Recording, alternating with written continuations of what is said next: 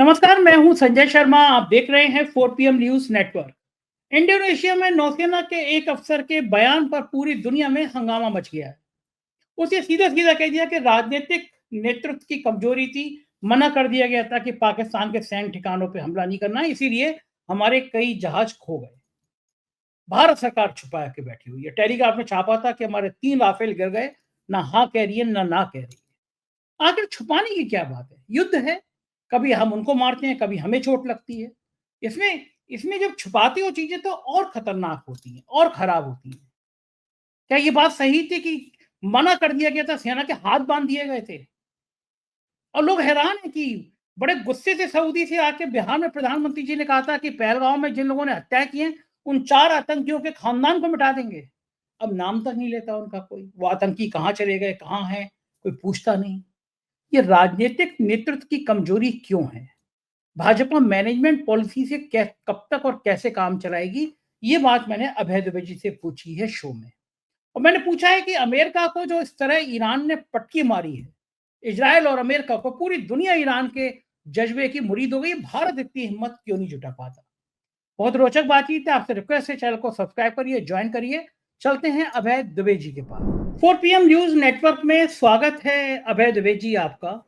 मुझे लगता है कि भारत पाकिस्तान के बीच जो झड़प हुई है वो भारत सरकार के लिए बहुत दुखदाई बनती जा रही है। इंडोनेशिया में एक खबर आई है, भारतीय दूतावास के सैन्य अफसर कैप्टन शिव कुमार, उनका बयान आया है। उन्होंने कहा कि ऑपरेशन सिंदूर के शुरुआती चरण में भारतीय वायुसेना को पाकिस्तान के सैन्य प्रतिष्ठानों पर हमला करने की अनुमति नहीं थी। उसे सिर्फ आतंकी ढांचा को निशाना बनाने के निर्देश थे। इसी वजह से भारत ने कुछ लड़ाकू विमान खो दिए। मतलब राहुल गांधी जो आरोप लगा रहे थे, आज वो आरोप सही है। सोशल मीडिया पे ये तमाम बयान वायरल हो रहे हैं। बाद में सफाई भी दी जा रही है कि मतलब ये नहीं था, बयान को तोड़ मरोड़ के पेश किया गया। लेकिन जो चीजें सामने आ गई वो आ गई।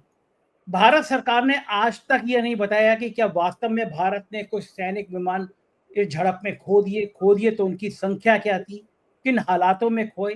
ये सारा कुछ छुपाना एक अलग से रहस्य को जन्म देता है, जिससे अंततः बदनामी सरकार को होती है। सरकार की होती है, पूरे देश की होती है। क्या कारण है भारत सरकार इस मामले में इतनी ऊहा-पुआ वाली हालत में क्यों है अभय जी? देखिए, बिल्कुल परिस्थिति मेरे लिहाज से बिल्कुल स्पष्ट है। आप विदेश मंत्री एस जयशंकर का वो वक्तव्य देखिए, जिस वक्तव्य में वो कहते सुनाई पड़ रहे हैं कि हमने ऑपरेशन सिंदूर शुरू होने से पहले पाकिस्तान को बता दिया था कि हम आपके सैन्य प्रतिष्ठानों के ऊपर हमला नहीं करेंगे, हम तो आतंकवादियों के जो अड्डे हैं उनके ऊपर हमला करेंगे। तो ये जो कैप्टन शिव कुमार, जो इंडोनेशिया में भारत के डिफेंस अटैची हैं, उनका वक्तव्य और भारत के विदेश मंत्री का वक्तव्य, इन दोनों के बीच में आपको क्या अंतर नजर आता है? बिल्कुल दोनों एकदम परफेक्टली मैच कर रहे हैं एक दूसरे से। अच्छा, अब मैं आपको ले चलता हूं उस जगह पर जहां एक बार पहले भी मैं आपको ले जा चुका हूं, और वो जगह यह है कि जो रक्षा सेनाओं के जो चीफ हैं, तीनों रक्षा सेनाओं के जो चीफ हैं, उनका वक्तव्य आप सुनिए, जो कि उन्होंने विदेश में दिया था। सीडीएस ने, हाँ, सीडीएस ने वक्तव्य विदेश में दिया था।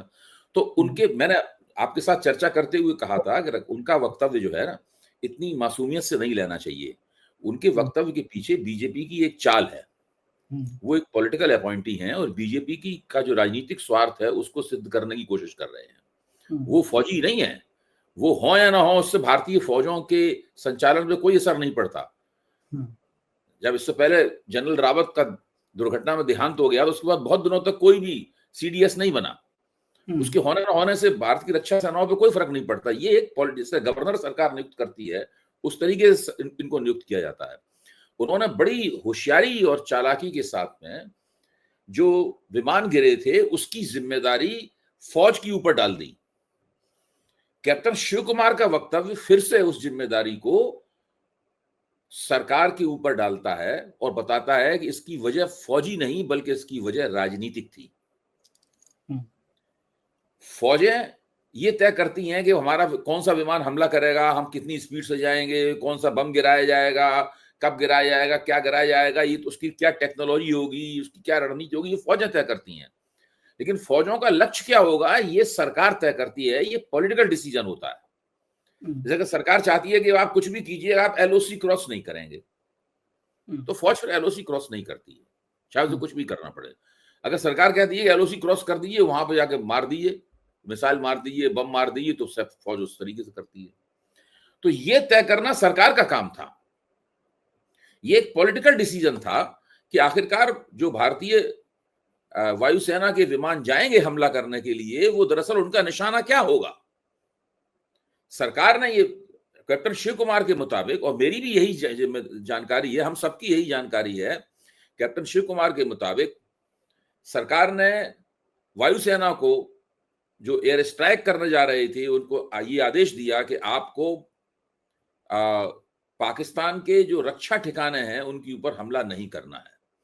जैसे ही आप वायुसेना को या फौज को ये आदेश देते हैं, वैसे ही आप उनका एक हाथ पीठ पीछे बांध देते हैं। उनकी क्षमताएं सीमित रह जाती हैं, उसमें कोई भी नुकसान हो सकता है नुकसान नहीं होता। लेकिन जो चीनी टेक्नोलॉजी वहां लगी हुई थी, चीनी डिफेंस सिस्टम लगा हुआ था, उसकी मदद उठाकर पाकिस्तान हमको ये नुकसान पहुंचाने में कामयाब रहा। फिर भी मैं कहूंगा, इस नुकसान के बावजूद भी भारतीय रक्षा सेनाओं ने पाकिस्तान की अच्छी ठुकाई की, और पाकिस्तान आखिर में चौथे दिन तक आके बहुत घबरा गया था और परेशान हो गया था। लेकिन ये पूरा प्रकरण तो चौथे दिन का है नहीं। चौथे दिन आते आते तो भारत का हाथ बहुत भारी हो गया था पाकिस्तान के ऊपर। ये तो बिल्कुल शुरुआत का प्रकरण है, जहां पर हमारे राफेल गिरे। और जो सीडीएस हैं, वो बड़ी चालाकी से ये भी नहीं बताते हैं कि कितने विमान गिरे। वो बोले विमान कितने गिरे ये इससे कोई मतलब नहीं है, क्यों गिरे इसकी पता लगाइए, और इसकी जिम्मेदारी वो हम रक्षा सेनाओं ने पता लगा लिया था हम पे क्या गलती हुई, उस गलती को हमने ठीक कर लिया था। यानी उन्होंने ये भी कह दिया कि रक्षा सेनाओं ने गलती स्वीकार कर ली अपनी, उस गलती को उन्होंने ठीक भी कर लिया। इस तरह सरकार को इस विमान गिरने की जो राजनीतिक रिस्पॉन्सिबिलिटी थी, जो पॉलिटिकल रिस्पॉन्सिबिलिटी थी, उससे पूरी तरीके से उन्होंने मुक्त कर दिया। कैप्टन शिव कुमार के वक्तव्य ने एक बार फिर से इस प्रश्न को ऊपर उठा दिया है कि दरअसल विमान गिरने में जिम्मेदारी किसकी थी। अच्छा अभय जी, इतना डर किस बात का? युद्ध है, कभी हम ज्यादा हमला करते हैं, कभी हमें भी चोट लगती है। क्या मोदी सरकार को ये कॉन्फिडेंस है कि वो बात छुपा के ले जाएंगे कि राफेल गिरे तो कितने गिरे, एक गिरा, दो गिरा, तीन गिरा? देखिए, मैं कई बार कह चुका हूं, इस सरकार का जो मोडस ऑपरेंडाई है, यानी काम करने का जो आम तरीका है, मतलब वो है प्रबंधन का, मैनेजमेंट का। ये हर चीज को मैनेज करती है, एक एक मिनट का मैनेजमेंट चलता है। और मैनेजमेंट जो लोग, मैनेजमेंट का मतलब होता है कि आप केवल सतही और फौरी स्तर पर काम करते हैं। आपका काम करने का तरीका शैलो होता है, उथला होता है। आप दूरगामी दृष्टि से कोई निर्णय नहीं लेते, कोई योजना नहीं बनाते। जैसे जैसे समस्या आती है, आप उसका हल करते हुए और सोचते हैं कि इससे हमारा राजनीतिक नुकसान न्यूनतम हो, इस काम में लगे रहते हैं। तब तक छिपाते रहो, जब तक लोगों की स्मृतियों से ये मामला चला ना जाए। तब तक इसको पृष्ठभूमि में फेंकते रहो, तब तक इधर उधर की बातें करते रहो, स्पिन देते रहो। एक बात को कम छुपाने के लिए कोई दूसरा बड़ा मामला खड़ा कर दो, जैसे कि बहस डिरेल हो जाए, इसके लिए एकदम जाति जनगणना की घोषणा कर दी। इसीलिए तो किया गया था। तो ये सब, आप बिहार चुनाव से पहले एक ऐसी बात इन्होंने कह दी जिससे पूरा अपोजिशन, पूरा एक तरह से जो ऑपरेशन सिंदूर की बातें भूल ही गया है। चुनाव आयोग ने घोषित कर दिया कि भाई बिहार में ही हम पायलट प्रोजेक्ट चलाएंगे नई वोटर लिस्ट बनाने का। अब पूरा अपोजिशन हाय कर रहा है कि इससे तो 1-1.5 करोड़ लोगों के वोट कट जाएंगे, गरीब आदमियों के वोट कट जाएंगे, किसके पास इतने प्रमाण पत्र होते हैं।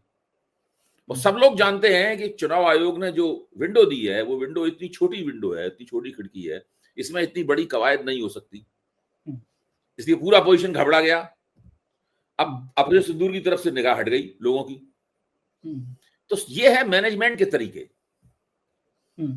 भाई जब अचानक सरकार ही कह देगी ठीक है, अभी लगता है कि बिहार चुनाव में नहीं हो पाएगा ये ऐसा, इसलिए हम चलो 1-2 महीने का और एक्सटेंशन करते हैं वगैरह वगैरह, कुछ इस तरह का वक्तव्य दे देंगे। तो ये पूरा प्रबंधन के हथकंडे हैं। ये पूरे हर क्राइसिस को कैसे मैनेज किया जाए, ये काम करते हैं। इससे उन्हें कोई मतलब नहीं है कि भारत का, भारतीय लोकतंत्र का, भारतीय इंडियन गवर्नमेंट की साख का, भारतीय रक्षा सेनाओं की साख का, हमारे राष्ट्रीय स्वाभिमान का कितना नुकसान हो रहा है। अच्छा, ये क्या करेंगे? मान लीजिए संसद का मानसून सत्र शुरू होने जा रहा है। वहां हम्म, की सांसद ने सवाल लगाया कि हम्म, भारत पाकिस्तान के विवाद में क्या हमारे कुछ विमानों की क्षति हुई है? हुई तो है, हुई तो किन किन की हुई है? उसमें हम्म। सरकार क्या करेगी? जवाब नहीं देगी। नहीं, सरकार खड़े होकर कहेगी कि आप रक्षा से आप सीडीएस की बात पर विश्वास नहीं कर रहे हैं, वो वक्तव्य दे चुके हैं। वो कौन, अब इसके बाद में अपोजिशन कहेगा भाई सीडीएस तो आपके आपके अपॉइंटी हैं, तो सरकार फौरन कहेगी कि सीडीएस बनाने की तरकीब तो कांग्रेस के जमाने में आई थी सामने। हमने तो केवल कांग्रेस का, आप सुन रहे हैं ना बात कैसे होगी? भाई सीडीएस बनाने के बाद काम तो कांग्रेस ने प्रस्ताव रखा था, और हमने तो सीडीएस कांग्रेस जो काम नहीं कर पाई थी उस काम को पूरा किया है। अब आप हर चीज संदेह करते हैं, आप चुनाव आयोग को संदेह करते हैं, आप नीति आयोग को संदेह करते हैं, आप सीडीएस पर भी संदेह करने लगे, आप डाउटिंग थॉमस हैं। फिर तो इस तरह की बातें होने लगेंगी ना। अच्छा, आपको लगता है कि ये चीज कब तक छुपाई रहेगी जा ये सकती है कि भारत ने कितने अपने जहाज खोए? भाई सरकार का मानना है कि जितने दिन तक छुपा सकते हो छुपाओ। जब बात जितनी, इसकी भी थीसिस ये है कि बात जितनी पुरानी हो जाएगी उतना ही निष्प्रभावी होती चली जाएगी, लोग भूल उतना ही जाएंगे। आप, हाँ, भूल जाएंगे। नहीं भूलेंगे तो बाद में स्वीकार कर लेंगे, स्वीकार कर हम्म, लेंगे, तब तक बात मुरझा जाएगी पूरी तरीके से। लोगों कहेंगे छोड़ो, बहुत पुरानी बात हो गई, मिट्टी डालो इसके ऊपर। हाँ, यही तो हो रहा है। मतलब क्योंकि मैं ये देख रहा हूँ कि जितने जितने वो अब एक हैं। एक बात तो गलत साबित हो रही है भाई। जिन लोगों ने बैसरान घटनी में कत्लेआम किया, आपने उनके स्केचेस जारी किए, वो उनकी भी पूरी गलत थे। हिस्ट्री बता दी। अब पता लगा कि वो तो आदमी थे ही नहीं वो। आदमी अब थे ही सरकार नहीं। इस पर कुछ कह ही नहीं रही है। हाँ। सरकार इस पर कुछ, अब आप बकते रहिए, आप छाती पीटते रहिए कि सरकार ने गलत सूचना दी, गलत सूचना दी, कुछ नहीं कह रही। और मजे की अब बात बैठी तो हुई ये, सरकार, आपको आप बताइए कौन बिगाड़ रहा है उनका? कुछ बिगाड़ पा रहा है उनका कुछ? इस पर कोई बिगाड़ नहीं पाएगा उनका कुछ। झूठ बोले, लोगों को गलत सूचना दी, उल्लू बनाया, अब कुछ बोल ही नहीं रहे। हम्म। और मजे की बात तो ये है कि लोग अब जिक्र ही नहीं कर रहे कि वो 4 आतंकी कहाँ चले गए जिन्होंने कुछ नहीं, पहलगाम में कोई बात घटना ही नहीं, करी। बिल्कुल सब प्रधानमंत्री खा जी गए, ने सब प्रधानमंत्री जी हजम। ने बिहार में कहा था कि बीजेपी की जो मैनेजमेंट मशीनरी है सब हजम कर गई, डकार भी नहीं ली उसने। प्रधानमंत्री का बिहार का भाषण याद है आपको, जो सऊदी से सीधा वहीं लौट के बिहार पहुंचे हाँ, थे कि उन हाँ, चारों को ऐसी सजा दी जाएगी कि उनकी 7 पीढ़ियां याद करेंगी। हाँ। प्रधानमंत्री जी को याद नहीं रहता होगा उन्होंने क्या इस क्या बार बोला 7 है। पीढ़ियां आराम से बैठी होंगी, तो 7 पीढ़ियों को पता है कि हमको कोई सजा नहीं मिलेगी। वो आराम से बैठी होंगी 7 पीढ़ियां। अच्छा, इतना फिर झूठ क्यों बोलते हैं प्रधानमंत्री जी? ऐसी बातें क्यों करते हैं? भाई उनकी राजनीति का तरीका ही है। आप इसको झूठ कह रहे हैं, वो कह रहे हैं कि ये राजनीति इसी तरीके से हो सकती है। यही उनका मैनेजमेंट, हर पार्टी कुछ ना कुछ पॉलिटिकल मैनेजमेंट करती है, इसमें कोई शक की बात नहीं। प्रधानमंत्री और उनके सलाहकारों ने और उनके जो रणनीतिकार हैं, इन सब लोगों ने पॉलिटिकल मैनेजमेंट की इस कला को चरम पर ही नहीं पहुंचाया है, उसको उन्होंने एक नया रूप दे दिया है पूरी तरह। उन्होंने अपनी राजनीति का पर्याय बना दिया है उसको। और उसमें सीधी बात यह है, उनको किसी भी दूरगामी चीज से कोई मतलब नहीं है। आप वित्त मंत्री का जो बयान, एक पेज का जो इंटरव्यू आज छपा है, 1-2 दिन में छप रहा है, उसको आप देखिए। अब उनका तर्क क्या है प्रधानमंत्री, वो वित्त मंत्री का, कि सेंटीमेंट्स आर गेटिंग बेटर। मतलब इकोनॉमिक सेंटीमेंट्स हैं वो। जब उनसे कहा गया कि भाई जो निजी क्षेत्र है वो निवेश कम कर रहा है, वही सब, सेंटीमेंट्स आर गेटिंग बेटर।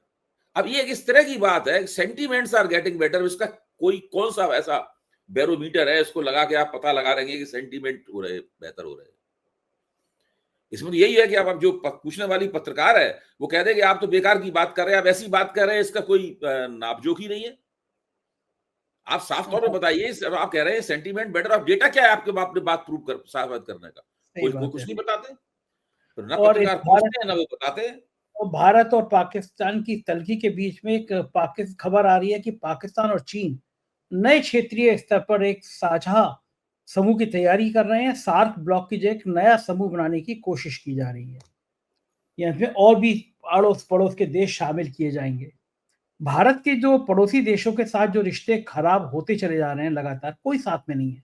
ना नेपाल है, ना बांग्लादेश है, चीन पाकिस्तान पहले ही खिलाफ हैं। इन स्थितियों में अब भारत को अपनी विदेश नीति में क्या लगता है, आमूल-चूल परिवर्तन करने की ज़रूरत नहीं है। नहीं, कोई उनकी योग्य विदेश नीति में कोई, मैं आपसे सहमत नहीं हूँ संजय जी इस बात पे। उन्हें अपनी विदेश नीति में कोई परिवर्तन करने की आवश्यकता नहीं है। उनके विदेश नीति की एक डॉक्ट्रिन है कि नरेंद्र मोदी की तस्वीर छपनी चाहिए। उस काम में वो पूरी तरीके से सफल है। विदेश मंत्रालय को नरेंद्र मोदी ने 100 में 100 नंबर दिए, शायद 100 में 110 नंबर दिए हो। आप कह रहे विदेश नीति बदलो, जिसकी नरेंद्र मोदी की तस्वीर न छपे। आप इसमें परिवर्तन चाहते हैं। भारत की विदेश नीति का एकमात्र काम है कि प्रधानमंत्री विदेशी दौरों पर जाएं और उनकी तस्वीर दूसरे नेताओं के साथ हाथ मिलाते हुए, गले मिलते हुए, ये और जो वहां भारतीय रहते हैं उनका अभिवादन स्वीकार करते हुए, ये सब छपनी चाहिए। अच्छा, अब इसमें विदेश नीति के स्तर पर एक महत्वपूर्ण काम हुआ जो कि रक्षा मंत्री राजनाथ सिंह जी ने किया। वो शंघाई कोऑपरेशन ऑर्गेनाइजेशन की मीटिंग में गए, चीन गए। वहां उन्होंने जो संयुक्त वक्तव्य था उस पर दस्तखत करने से इनकार कर दिए। बहुत कड़ा उन्होंने वक्तव्य जारी किया। हम लोगों ने सब उन्हें टीवी भी बोलते हुए सुना। उन्होंने कहा कि भाई इसमें आतंकवाद का जिक्र नहीं हुआ है, पहलगाम की घटना का जिक्र नहीं हुआ है, सब बहुत एक तरफा है, डबल स्टैंडर्ड है, हम इस पर साइन नहीं कर, दस्तखत नहीं करेंगे। अच्छा, वो अपना कह के चले आए। उन्होंने अच्छा काम किया, हम लोग उनको धन्यवाद देते हैं। उन्होंने राष्ट्रहित की रक्षा, राष्ट्रहित बचाया वहां पर। लेकिन इससे चीन और पाकिस्तान और दूसरे देशों को एक संदेश गया कि भारत के साथ रहने से अब कोई फायदा नहीं, ये कोई काम नहीं करने देगा। तो अब सार्क है, अब सार्क में तो भारत की उपस्थिति बहुत महत्वपूर्ण है। तो अब वो भारत को अलग करके कोई ऐसा संगठन बनाना चाहते हैं जो पैरेलल काम करे, इसमें भारत मौजूद ही ना हो। तो उसकी उन्होंने पूरी पेशबंदी शुरू कर दी है। उसी का ये परिणाम है। ये तो भारत के लिए बहुत ज्यादा बड़ा झटका होगा कि अगर इस तरह का कोई बन जाता है जैसे भारत नहीं। देखिए, साउथ एशिया का अगर कोई संगठन बनाएंगे तो बिना भारत के तो बन नहीं सकता है। बिना भारत के दक्षिण एशिया क्या है? दक्षिण एशिया का 70-80% से बड़ा हिस्सा तो भारत ही है। भारत में ही है। तो हाँ, बिना भारत के तो कुछ बना नहीं सकते। लेकिन चीनी लोग बहुत चालाक हैं, उन्होंने कोई ना कोई तिकड़म की होगी। अब तिकड़म निकल के आएगी उनकी। अच्छा, लोग तो पाकिस्तान उनका और अमेरिका का पिट्ठू है। लोग तो ये कह रहे हैं कि हमसे तो कहीं ज्यादा हिम्मत वाला ईरान रहा, डरा नहीं अमेरिका और इजराइल से, ऐसा पलट के मार दिया कि अमेरिका के पसीने आ गए। और ईरान की हिम्मत का तो कोई जवाब ही नहीं है संजय जी। ईरान की हिम्मत का तो कोई जवाब नहीं है। अब यह है, ईरान को खबर आई है न्यूक्लियर हथियार बनाने से रोकने के इरादे से 3 परमाणु स्थानों फोर्दो, नतांज, इरफान पर हमला किया था। लेकिन अब अमेरिका ने ईरान के न्यूक्लियर प्रोग्राम को लेकर सीधी बातचीत करने का मन बना लिया कि भाई हमला नहीं, हम प्यार से बात करेंगे। मतलब बातचीत कर रहे थे, पहले भी तो बातचीत ही कर रहे थे। वो बातचीत कर रहे थे उधर हमला करा दिया था इजराइल से। हाँ, बातचीत का सिलसिला तो पहले से चल रहा था। ट्रंप के चुने जाने से पहले से चल रहा था बातचीत का सिलसिला। इधर फिर जवाब तो अमेरिका को ये देना चाहिए कि जब बातचीत हो रही थी और 5 दौर की बातचीत हो चुकी थी, 6वें दौर में हो सकता दोनों के बीच में दस्तखत ही हो जाते और ईरान केवल कुछ संशोधन, अपने ड्राफ्ट में कुछ संशोधन करने की बात कर रहा था, तब तक 250-300 विमान लेकर इजराइल जो है वो ईरान पे क्यों चढ़ दौड़ा? बड़ी बात अगर अमेरिका ने नहीं हमला कराया तो अमेरिका ने रोका क्यों नहीं उसको? फिर जिस तरह अमेरिका ने भी हमला कर दिया, अमेरिका ने नीति बदल दी कि अभी तक तो हम भाई, अभी पहले अमेरिका का लक्ष्य ये था, घोषित लक्ष्य ये था कि ईरान के ऊपर हम एक सीमा आरोपित करेंगे कि वो एक सीमा से ज्यादा अपना यूरेनियम परिष्कृत नहीं कर सकता। हम जानते हैं कि जैसे यूरेनियम 90% तक परिष्कृत होता है, वैसे ही वो एटम बम लायक बन जाता है। ईरान के पास जो 408 किलोग्राम यूरेनियम था वो 60% तक परिष्कृत था, जिसे करने में ईरान को कई दशक लगे थे। और जो अंतर्राष्ट्रीय एटॉमिक एनर्जी एजेंसी थी, उसकी जांच पड़ताल के तहत उसके 3 परमाणु संयंत्र काम कर रहे थे और वो घोषित कर चुकी थी, उसने सर्टिफिकेट दे दिया था कि जो भी काम ईरान में हो रहा है ये शांतिपूर्ण मकसदों के लिए हो रहा है। इसके बावजूद हमला किया गया, डबल हमला, डबल अटैक किया गया। पहले इजराइल ने अटैक किया, फिर अमेरिका ने खुद अटैक किया। अब किस मुंह से ये लोग अमेरिकी कह रहे हैं कि भाई अब हम फिर से बातचीत करेंगे, अब ये करेंगे, वो करेंगे। ये देखिए, ऐसा बहुत ही सब पाखंडी मामला है। इसमें यह है कि जबरा मारे रोने न दे वाली बात है, कि वो मारता डंडे से पीट रहा है और कह रहा है रोने दे। ईरान बहुत जबरदस्त साबित हुआ। ईरान ने जवाब भी दिया, ईरान ने नुकसान भी किया, या ईरान ने अमेरिका के फौजी अड्डे पे हमला बोल दिया। ईरान ने इजराइल को तो मार मार के भूत बना दिया। अगर मैं हाँ, सही भाषा तो यही। अपने इलाके की बातचीत, अपने इलाके की भाषा का इस्तेमाल करूं, हाँ, तो यही इसलिए है। ये सब लोग, हाँ, ईरान इस वक्त देश में दुनिया में जो एंटी अमेरिकन सेंटीमेंट है, जो अमेरिका विरोधी जज्बात हैं, उनका सबसे बड़ा प्रतिनिधि बना हुआ है।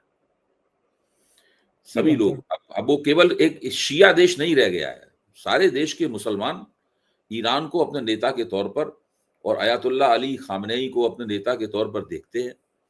और भारत के मुसलमान भी इसी रूप में देखते हैं, और दुनिया के मुसलमान भी इसी रूप में देखते हैं। बाकी जो इस्लामिक कंट्री हैं, चाहे वो सऊदी अरब हो, चाहे वो संयुक्त अरब अमीरात हो, कुछ भी हो, यमन हो, बहरीन हो, उन सबकी साख गिर गई है। उन सबको वो सब अमेरिकी पिट्ठू की तरह निकल के आए हैं, चाहे कतर हो।